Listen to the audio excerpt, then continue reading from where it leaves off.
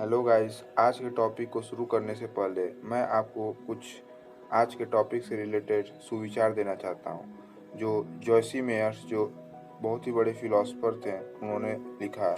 It's never too late for a new beginning in your life.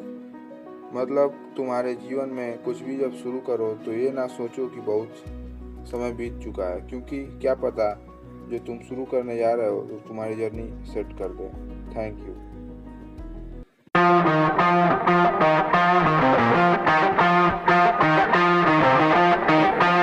Part 3 of Chapter 1 The Living World. And if you not watch my first and second part of the video, so please go and watch it and then watch my part 3rd of the video. So I am starting from metabolism, and here I am going to start. Another characteristic of life is metabolism. All living organisms are made of chemicals. These chemicals, small and big, belonging to various classes, size, function, etc., are constantly being made and changed into some other biomolecule. So here यहाँ पर बताया गया है कि जो एक और characteristic होता है लिविंग ऑर्गेनिज्म में, वो होता है मेटाबॉलिज्म। ऑल लिविंग ऑर्गेनिज्म जो होते हैं वो केमिकल से बने होते हैं, और ये केमिकल स्मॉल और बिग क्लासेस ऑफ साइज में, कई तरह के क्लासेस और साइज में आते हैं, और इनको हम लोग चेंज करते हैं अदर बायोमोलिक्यूल्स में। These conversions are chemical reaction or metabolic reaction. There are thousands of metabolic reactions occurring simultaneously inside all living organisms, be they unicellular or multicellular. All plant, fungi, and microbes exhibit metabolism. So यहाँ बताया गया है कि हम जो chemical होते हैं उनको इंटर कन्वर्जन होता रहता है। हमारे शरीर में केमिकल्स का इंटर कन्वर्जन होता रहता है, और ये कन्वर्जन जो होता है जो यूनिसेलुलर और मल्टीसेलुलर दोनों में होता है। ऑल प्लांट, एनिमल, फंगी और माइक्रोब्स, इन सारे में मेटाबॉलिज्म परफॉर्म होता है। The sum total of all the chemical reaction occurring in our body is metabolism. So here यहाँ पर एक डिफिनीशन दिया हुआ है मेटाबॉलिज्म का क्लियरली कि sum total of all the chemical reaction occurring in our body is metabolism. मतलब जितने भी तरह के हमारे अंदर चीज़ें बनती हैं और टूटती हैं, उसी को हम लोग मेटाबॉलिज्म कहते हैं। उन सारे चीज़ों को मिला के उनके सम को हम लोग मेटाबॉलिज्म कहते हैं। और यहाँ पर दो टर्म और आते हैं, एक होता है कैटाबॉलिज्म और एक होता है एनाबॉलिज्म। कैटाबॉलिज्म मतलब चीज़ों का टूटना और एनाबॉलिज्म मतलब चीज़ों का बनना। No non living object exhibit metabolism. यहाँ पर बताया गया है कि no non living object exhibit metabolism. कोई भी अजीवित वस्तु मेटाबॉलिज्म परफॉर्म नहीं करती है। Metabolic reaction can be demonstrated outside the body in cell free system. Metabolic reaction जो होते हैं वो सेल फ्री सिस्टम मतलब आउटसाइड द बॉडी या लेबोरेटरी में भी दिखाए जा सकते हैं। An isolated metabolic reaction outside the body of an organism perform in a test tube is neither living और नॉन लिविंग। और जो आइसोलेटेड मेटाबॉलिक रिएक्शन जो होते हैं वो बॉडी के आउटसाइड परफॉर्म होते हैं, ना ही उन्हें हम लिविंग कहते हैं और ना ही उन्हें हम नॉन लिविंग कहते हैं। Hence while metabolism is a defining feature of all living organisms without exception. So इसलिए हम कह सकते हैं कि जो all living organism होते हैं उनमें मेटाबॉलिज्म जो होता है उनका डिफाइनिंग फीचर हो सकता है। Isolated metabolic reaction in vitro are not living but surely living reaction। जो मेटाबॉलिक रिएक्शन बाहर होते हैं वो लिविंग नहीं होते हैं, बिल्कुल, बल्कि वो लिविंग रिएक्शंस होते हैं। Hence cellular organisation of the body is the defining feature of life form. इसलिए हम cellular organisation of the body को डिफाइनिंग फीचर मानते हैं। Perhaps the most obvious and technical complicated feature of all living organisms is this ability to sense their surrounding or environment and respond to this environmental stimuli, which could be physical, chemical or biological।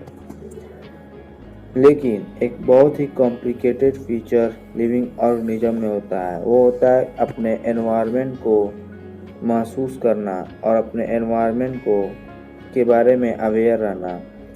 और यहाँ पर जो term दिया गया है stimuli का मतलब होता है आउटसाइड एजेंट जो किसी चीज़ को हमारे इंटरनल फीचर्स को अफेक्ट करे, उसी को स्टिमुली कहा जाता है।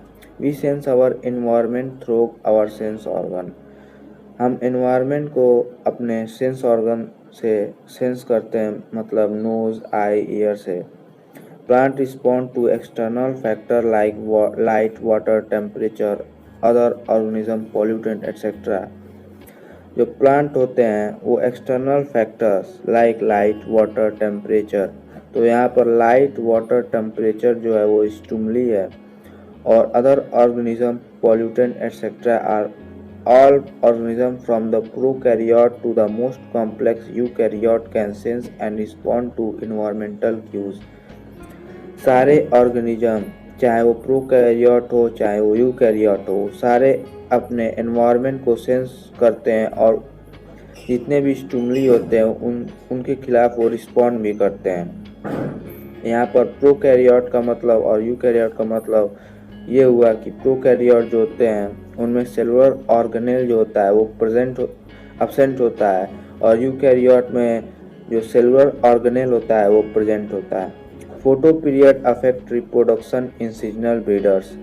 फोटो पीरियड, यहाँ पर फोटो पीरियड का मतलब हुआ, फोटो का मतलब लाइट और पीरियड का मतलब ईयर, तो यहाँ फोटो पीरियड का मतलब हुआ कि those organism which perform in certain year of their reproduction, so this organism is called seasonal breeders or photoperiod effects। Both plants and animals, all organisms handle chemical entering their body। सारे organism जो होते हैं वो chemical जो उनके body में enter करता है उसको हैंडल कर लेते हैं। All organism therefore are aware of their surrounding, तो सारे ऑर्गेनिज्म को हम जो होते हैं वो अपने सराउंडिंग से अवेयर होते हैं। Human being is the only organism who is aware of himself, has self consciousness. Human being एक ऐसा ऑर्गेनिज्म है जो अपने आसपास की चीज़ों से अवेयर रहता है, और या हम उसे कह सकते हैं कि जो ह्यूमन बीइंग होते हैं वो सेल्फ कॉन्शियसनेस होते हैं, उनके अंदर होता है।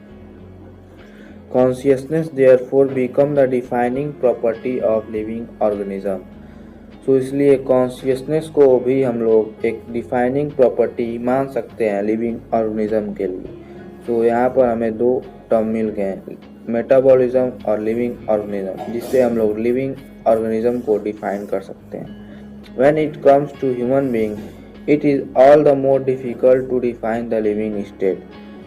और यहाँ पर बताया गया कि जब हम लोग ह्यूमन बीइंग की बात करते हैं तो बहुत ही मुश्किल होता है लिविंग स्टेट को डिफाइन करना। We absorb patient lying in coma in hospital virtually supported by machine which replace heart and lung. तो यहाँ पर एक सिचुएशन दिया है एनसीईआरटी ने अपने टेक्स्ट बुक में कि एक पेशेंट है जो कोमा में है और उसके सारे शरीर के पार्ट, हार्ट, लंग सारे काम करना बंद कर दिया है और उसको वर्चुअली सपोर्टेड किया गया मशीन के द्वारा। The patient is otherwise brain dead, और जो पेशेंट है वो ब्रेन डेड है, मतलब उसका दिमाग भी काम करना बंद कर दिया। The patient has no self consciousness, और जो पेशेंट है उसके अंदर सेल्फ कॉन्शियसनेस नहीं है, वो अपने आसपास की चीज़ों को महसूस नहीं कर सकता है। Are such patient who never come back to normal life, living और नॉन लिविंग। तो क्या हम इसे कहेंगे, जो पेशेंट कोमा में है उस पेशेंट को हम लोग लिविंग कहेंगे या नॉन लिविंग कहेंगे। सो यहाँ पर एक सिचुएशन एनसीईआरटी ने दिया है और आपसे पूछा गया है कि हम उस पेशेंट को लिविंग कहेंगे या नॉन लिविंग कहेंगे। सो ये आपको सर्च करना है। In higher classes, you will come to know that all living phenomena are due to underlying interaction. Properties of tissue are not present in the constituent cell but arise as a result of interaction among the constituent cell. Similarly, properties of cellular organelle are not present in the molecular constituent of the organelle but arise as a result of interaction among the molecular component comprising the organelle। सो यहाँ बताया गया है कि जो tissue या cell का property होता है वह अकेले उस सेल में नहीं होता है